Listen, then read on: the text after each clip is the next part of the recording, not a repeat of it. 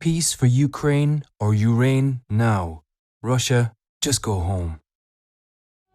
Giá thơm mùi sữa mật, môi hồng như châu sa, trán rộng miền cát trắng, tóc xanh tựa lụa la.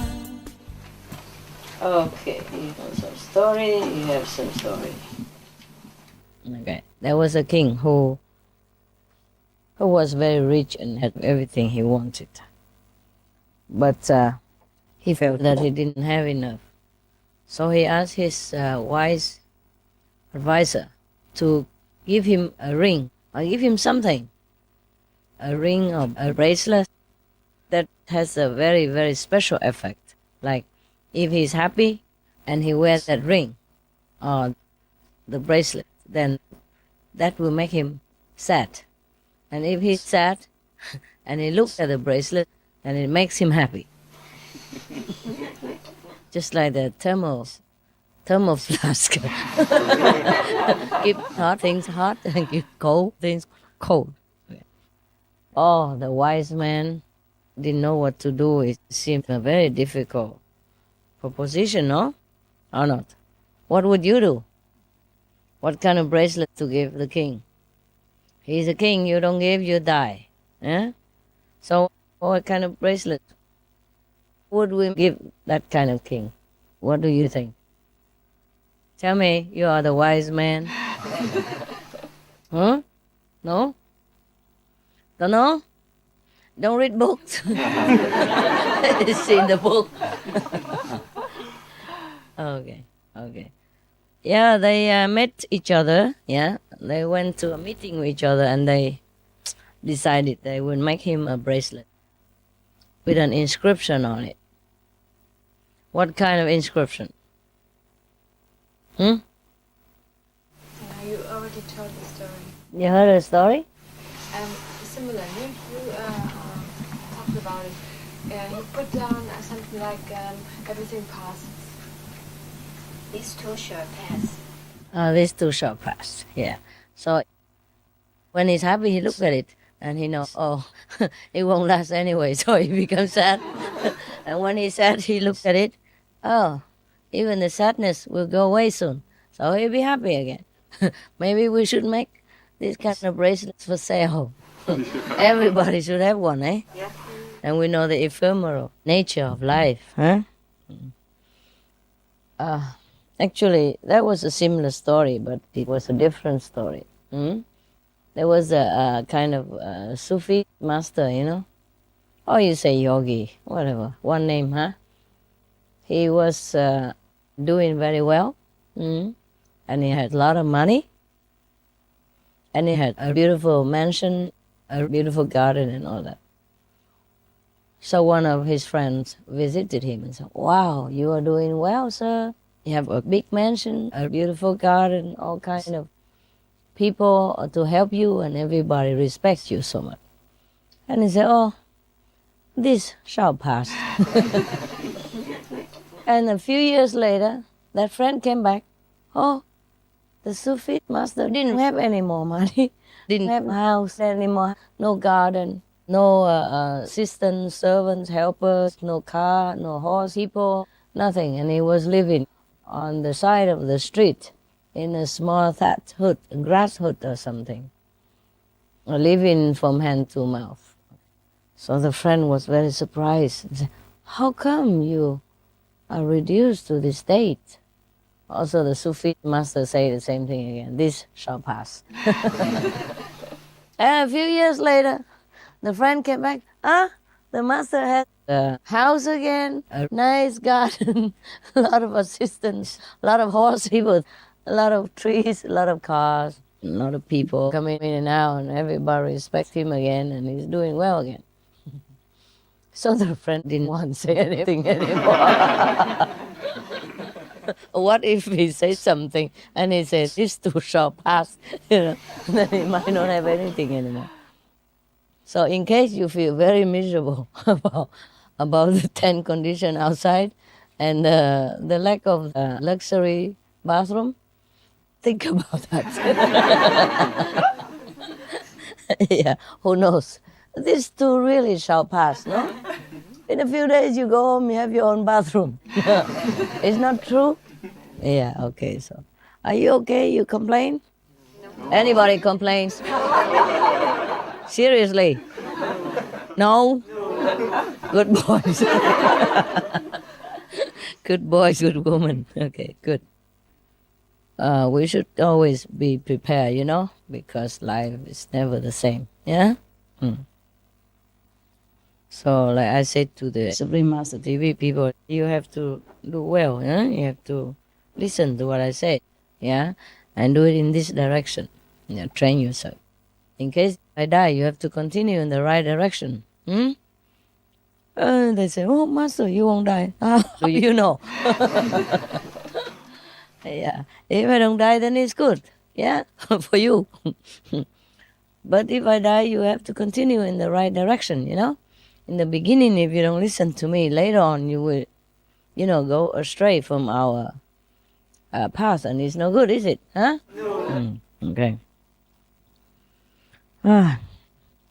You know, when you call somebody master or teacher, you should listen to what she says, huh? If what she says is correct and right and doesn't harm you or anybody, then it should be okay, and you should listen.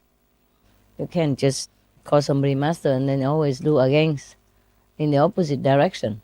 Then it's just empty words, yeah? It's bad for you even.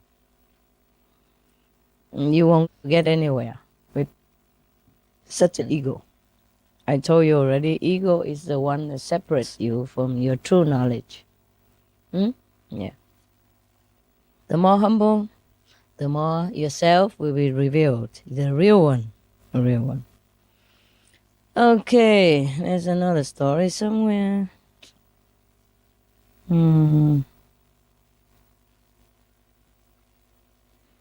Okay, this is what it is. This is a story of one of the Arabian people. There's a man called Muhammad, son of Isa. He was one of the very good friends of a commander of the religious order at that time. It means big time, you know. He was a big one and always very wealthy and respected by everybody. And he could think very well. He could talk very well. He had eloquence. Yeah. So he was above everyone else at that time. One day he was riding on his horse person. The horse person was bedecked with all kinds of beautiful cloth, beautiful carpet, you know, and gold, silver, cling, cling. And accompanying him were a lot of attendants, yeah, and everybody worshipped him, praised him, and it looked a very grand procession. So the people asking each other, who is this man? Who is this man? So dazingly bedecked, so well mounted, so rich, so magnificent. Yeah. And then one of the old women who was hobbling along said, oh no, that is a poor man. He is not rich, because Allah has denied him the favor. That's why he has such a vanity. After hearing this, Muhammad, the son of Isa, dismounted at once from his gorgeous horse person and admitted that indeed this was his condition. And from that moment, he abandoned all desire for outward show and wealth and lived a humble and simple life devoted to God's knowledge. Lucky guy.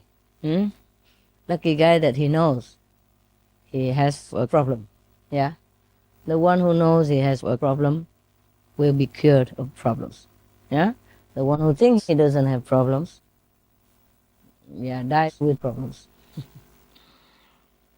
Did I tell you the story about the guy who is very rich and he wanted to stay a little longer on earth, but the angel of death didn't let him? No? Okay. Now we'll tell that story. Similar story, you know. Today we talk about jokes, laughter, and money. Terrible old subject. What a master. Yeah, that's all you wanted to hear. Money and one of those things. No, I'm kidding. There was a guy who was very, very rich, but he was very stingy. Yeah? A miserly man. So when he died, he had hundreds of thousands of dollars at that time, gold pieces. Yeah. He had a lot of houses, a lot of land, a lot of buildings, and he rented them out and collected more money all the time. Landlord. And then he was thinking to himself, okay, now I have everything.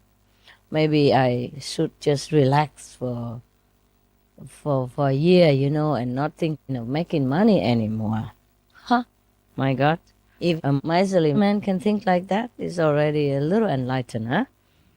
So he started stopping, doing business to relax for a year. But as soon as he wanted to relax like that, to live comfortably, easily, leisurely, and then the angel of death came and dragged him away. Oh, he was very, very afraid and reluctant to part with life and all the money, the wealth that he had accumulated. So he said, oh, please, let me live a little longer to enjoy, a little bit what I have been working for. The angel of death said, nope. And then later he wanted to bribe him. He said, okay, if you let me live, one more month, I will give you 1/3 of my possessions then. How about that? Do you think the angel of death would be tempted by that? Think he can make use of his money? Oh, no, you are so wise. So the angel of death say what? What did he say then? Huh? What? He had no use for this material He wealth. just said nope. One word. Nope. So the poor miserly man tried still to bribe him and said, okay, if you leave me maybe to live 2 more weeks, then I give you half of my possessions. How does that sound? The angels say what? Nope. Nope. Not interested. Just nope. Okay. And then the man still argue, okay, please, just let me live 1 more day. Yeah? And then I will give you all my possessions. Now he realized that even if he dies, he won't be able to use any of this anyway. So might as well give it all to him to live 1 more day. And the angel of death thought a little bit, and what did he say? Nope. What yes? Who said that? Who's the idiot? What for? Huh? Oh my God, I can't believe it. What would he say? What can the angel of death do with the money? Huh? It's nothing to do, but to continue the story, I thought he might say yes. Oh, he would say yes, then the story would continue? Joking. Okay, so he said nope again, okay? What would he say? Huh? Tell me again. What will the angel of death say in that situation? Nope. Nope. Right. Now the miserly rich man realized that with all his wealth, he cannot buy anything at all at the time of death. So he said to the angel of death, okay, I understand now, but please let me live just a few moments longer so I can write something down. Yeah. So the angel of death said, okay. Simon said yes. So he sat down, grabbed a pen, got a notebook, and wrote down something like, man, he didn't say woman, Sorry. Man, make use of your life. Yeah. I could buy not 1 hour for $300,000. I mean, gold pieces. So make sure that you realize the value of your time. You understand now? Yes or no? Yes. Okay. How do you understand it? Tell me. Tell me. Huh? One of you. Any of you. How do you really understand this story? Don't just yep, nope. Have to really understand. So how would we make use of our time then? Find God. Practice spiritually. What? Practice. Find God. Find your true Thank self. God and true self. Sounds very classical. Anybody else have a brighter idea? Huh? No? All this eloquence is gone. Who cut your tongue? That's it? Huh? All the things like time and love are not for sale, not for buy. Time and love? Does it say love in here? It's only about money, honey. So what is your meaning? Well, they're not for sale. So the more money you have, so much money you can buy it anyway. So if you have it, treasure it because it's priceless. If you have money, treasure If it. you have time and Time. love, then treasure it because they're priceless. Yeah. Do we have time? Huh? And we don't know how much. Yeah, normally not. But what do you do with your time normally? Life is a gift and make something out of it. I know, but how? What? Help others. Use the money to help others, maybe. Uh-huh. Talking is nice.